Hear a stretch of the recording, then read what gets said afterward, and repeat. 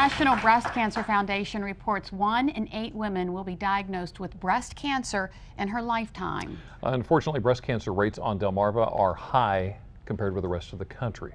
According to the Centers for Disease Control, Delaware ranks 4th in the nation for breast cancer incidence. Maryland ranks 6th. Virginia comes in at 18th. By the way, did you know Washington, D.C.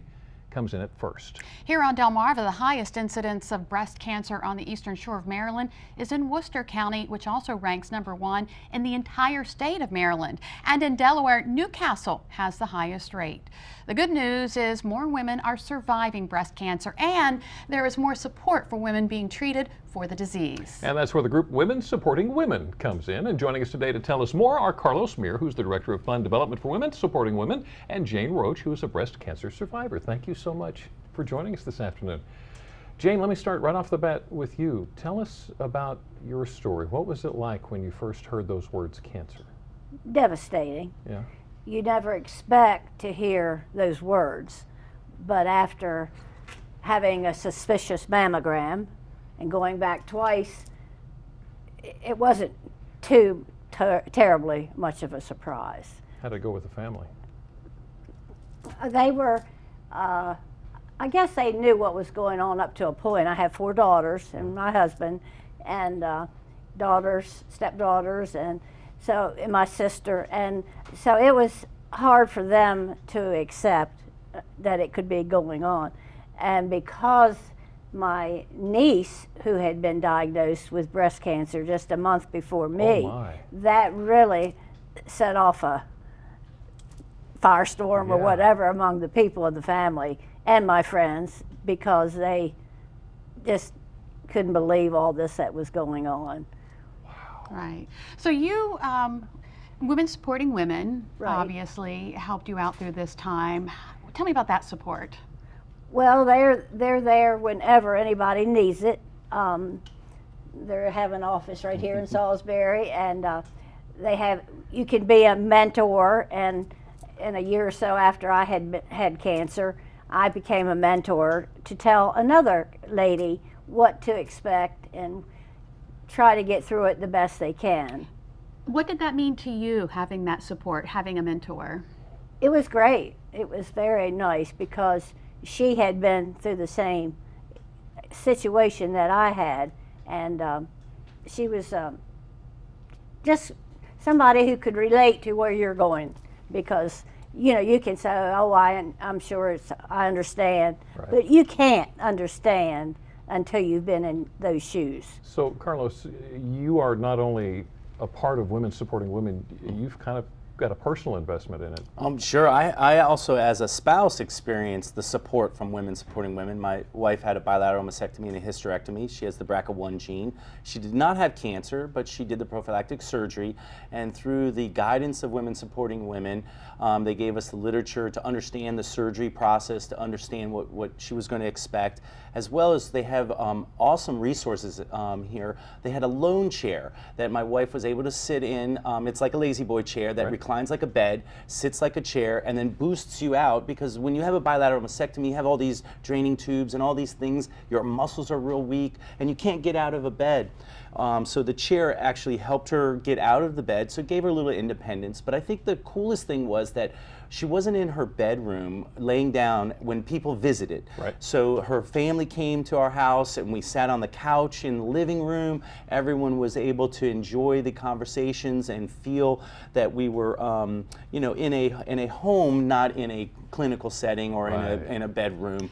So it was a very smooth transition through that process, and through the help of Women Supporting Women, they gave my wife some independence and some security that there are other people there to help. Now, there's other support services as well. You have a wig room. Tell us about that. Well, we have over 400 wigs on display in our room.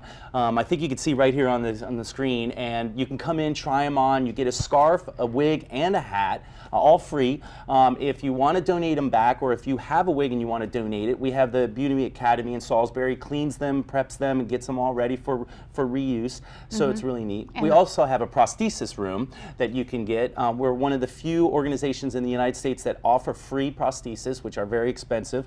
You can come in, try them on. It comes with the bra as well. And then we have an educational room that we build all our informational kits that we provide the doctor. So like when Jane was diagnosed, the doctor gave her an informational packet. They value about $100 per bag, and we do not charge anyone. We just find funding, local funding to support it, and then we build them and provide them to the doctors. Wow, that is incredible. Now, Women Supporting Women is celebrating an anniversary. Yes, it's 20 years in existence. That's An awesome. unbelievable accomplishment for a local grassroots organization. 3 ladies, Harriet, Carol, and Sue. And Sue's our executive director, Right. who have founded it. And they founded it right in Sue's garage, Sue Revel's garage. And then they grew to an office over by the library. They had Yeah. the Wycomico building. They were in an office, 1-room office. And now we have 8 rooms, and we're located on Belmont Avenue with the Community Foundation building. So we have grown.